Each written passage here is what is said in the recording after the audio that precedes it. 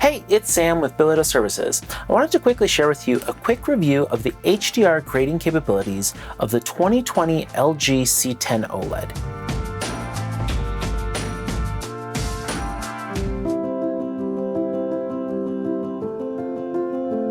I bought this TV as a complement to my Small HD OLED 22 reference display for two big reasons. The first is that I wanted a bigger display, since the size of the display in HDR affects your perception of contrast within the frame. And second, I wanted a display that had a higher peak brightness than the 350 nits on my Small HD.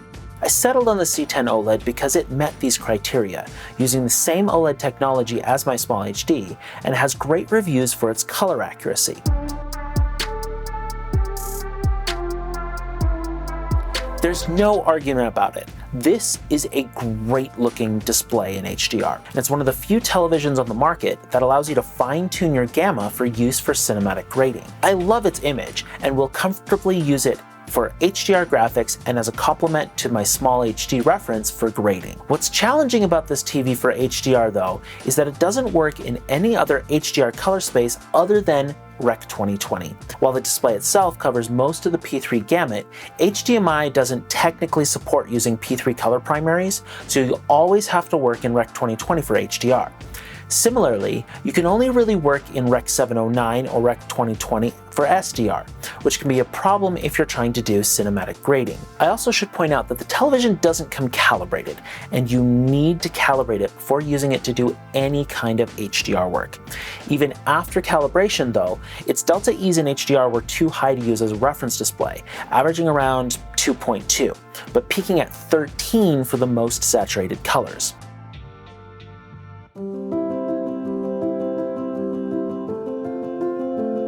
The last big con with this television is that it isn't cheap.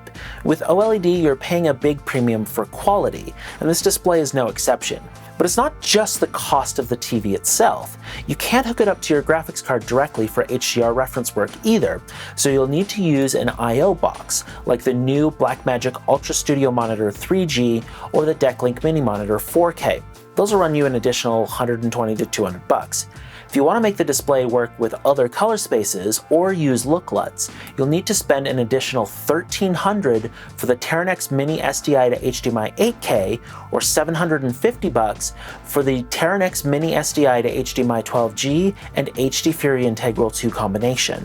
The new SDI to HDMI 8K handles LUTs and HDR output far more simply, making it worth the extra cost.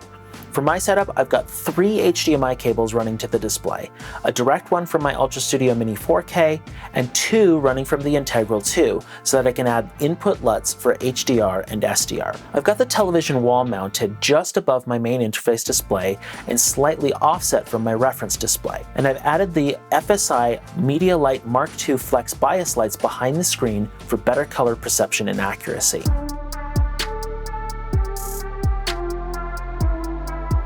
Like I mentioned earlier, calibrating the TV took some time. I bought the CalMan Home for LG Displays software package from Portrait Displays and borrowed a C6 HDR color probe and SpectraCal VideoForge Pro from my friends at Paradox Post.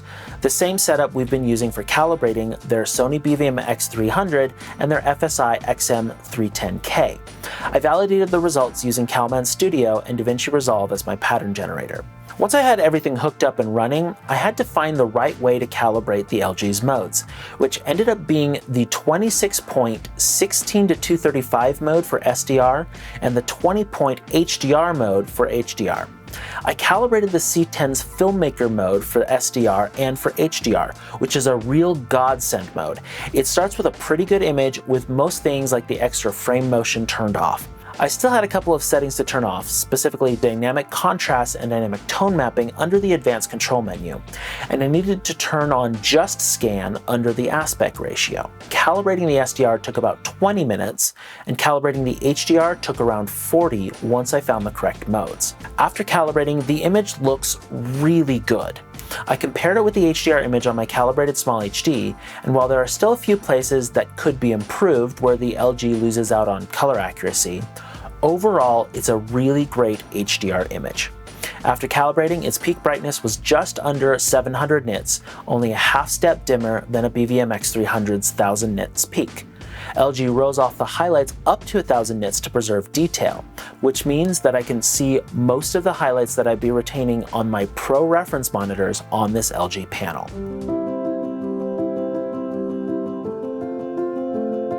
I love the image on this display.